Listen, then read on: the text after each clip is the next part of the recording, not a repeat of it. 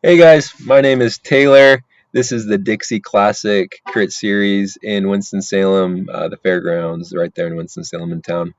This is the 4-5 field. This is a race that happens every Tuesday night. They have it here and then one other spot, from my understanding, and they kind of switch off back and forth. I'm actually from and come out to North Carolina for work once every other month or so. So the fact that I'm taking this Tuesday night 4-5 weekday crit serious enough to bring my bike on the plane should tell you everything you need to know about me. Anyways, course profile up in the upper right.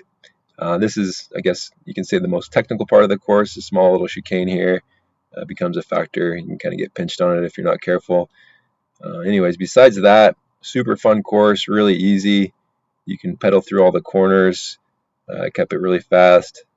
This guy right here coming into the frame on the right, that's Matt. Before the race, during the just warm up laps, he kind of gave me some insight on who the heavy hitters were, where the wind usually is, just things to be aware of. So shout out to Matt. A lot of really nice guys out there that I was able to meet.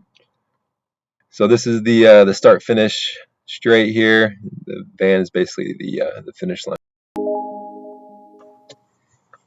Yeah, so Roy, big shout out to Roy. He let me use his pump before the race.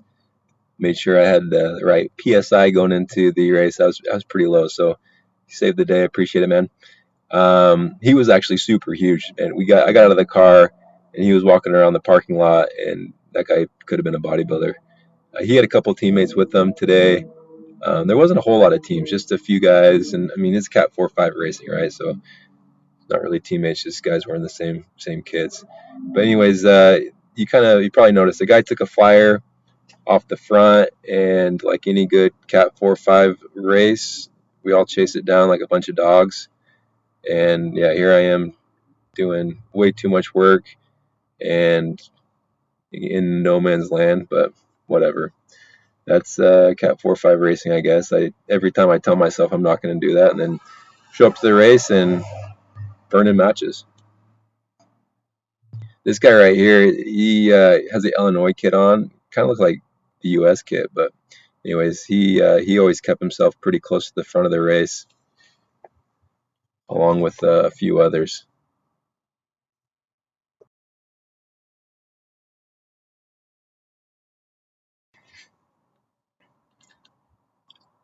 Right here in front of me, his name is Peyton. Before the race, when I was chatting with the guy named Matt, he had mentioned that Peyton is someone that typically ends up on the top of the podium every week and wanted to keep an eye on. So it was fun watching everybody kind of react to his moves and what he was doing.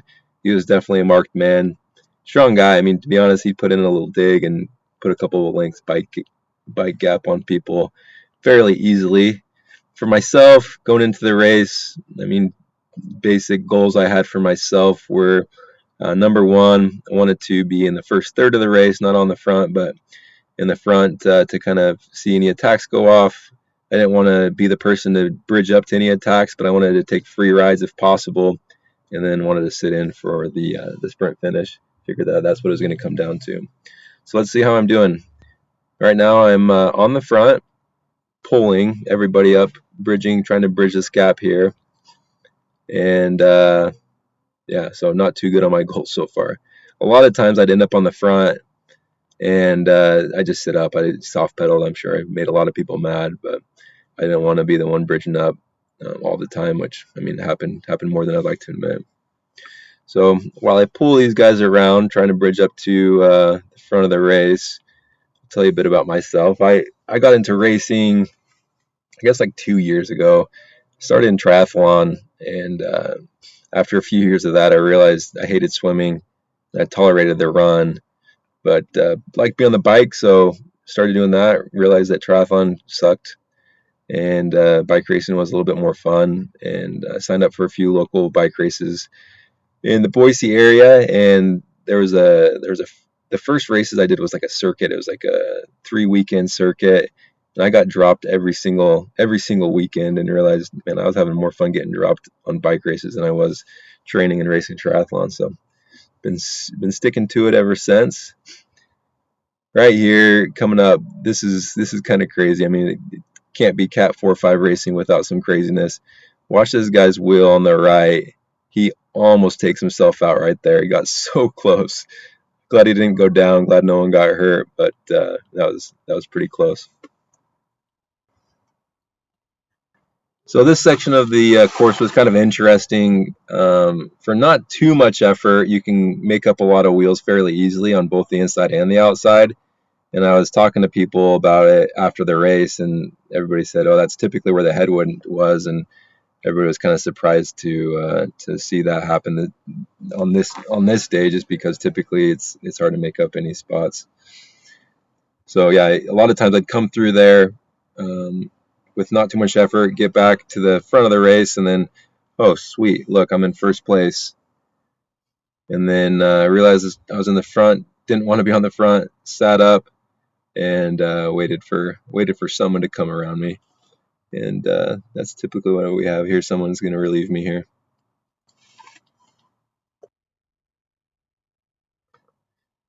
So if you ever wanted to know if people considered you a threat or not, this is how to know.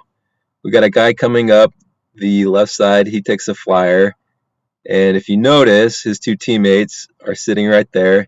No one chases this guy. Not a single person. And I mean, they were probably the most represented team on the day there. Anyways, a little bit later, the guy gets caught, and once again, the heavy hitter Peyton that everybody kind of keeps his eye on, he takes a flyer off the front, and what happens? Everybody stands up to chase him. It was funny, man. I couldn't believe it. It's just everybody had him marked and would do whatever it took to kind of stay on his wheel. I mean, there was a couple flyers that went off. Some people chased it down. Most of the time, they didn't. But anytime this guy made a move, everybody was real happy to chase his wheel down as fast as they could.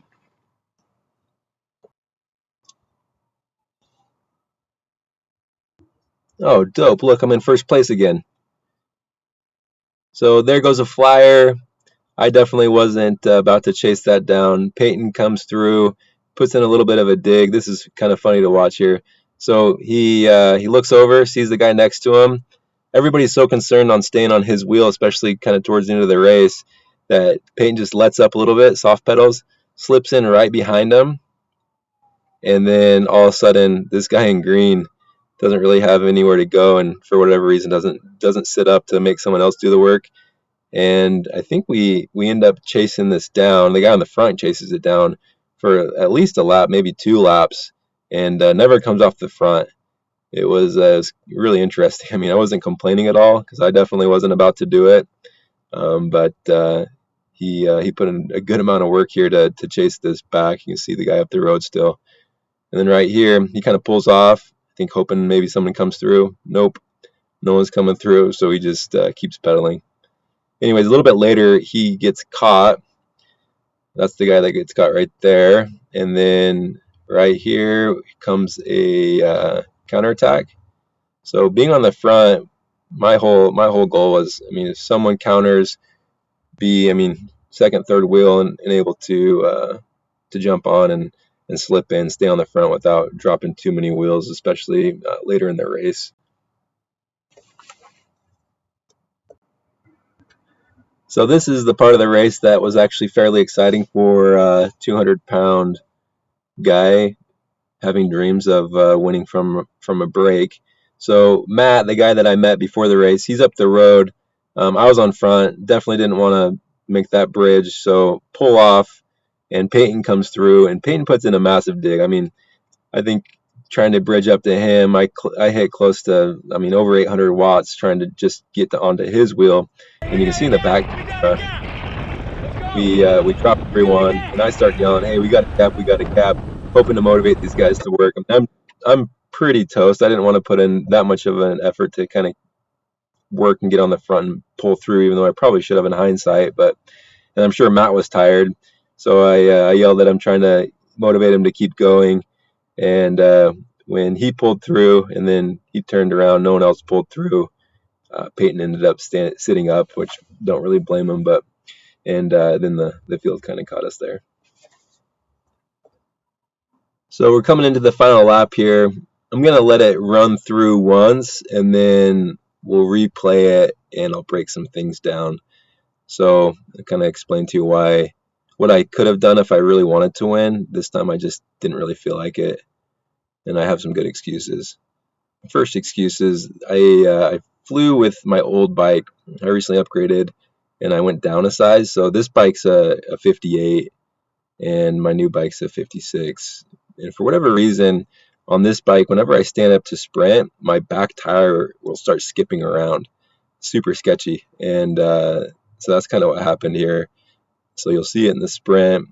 So you can see this is the last corner here. Come out of it. Everybody stands up to sprint. I stand up. I think about right here. My back tire starts skipping around, and I get sketched out. So I actually end up sitting down like right here, and then standing back up, and then across the line I do a bike throw for good measure, and pipped that guy in the Illinois kit for third. Anyways, let's break this down here. So coming into the last lap, I'm on Peyton's wheel, and then for whatever reason through this corner I let that gap open up, which is kind of dumb. And going into the corner here, so there's Peyton. That's the wheel I want, not the wheel I have. We got the Illinois kit in between us. And so that's my first mistake. Second mistake is we open up this huge inside area, right? So this is the area that's typically a headwind. Today it wasn't, and so it's wide open. And Shannon, super nice guy, I met him after the race. He comes through and he brings a passenger. So I went from second wheel or third wheel down from where I wanted to be to, I mean, now I got four guys or three guys in between me. Going to the last corner, there Peyton is. That's the wheel I want. I got Shannon, Illinois kit in between me.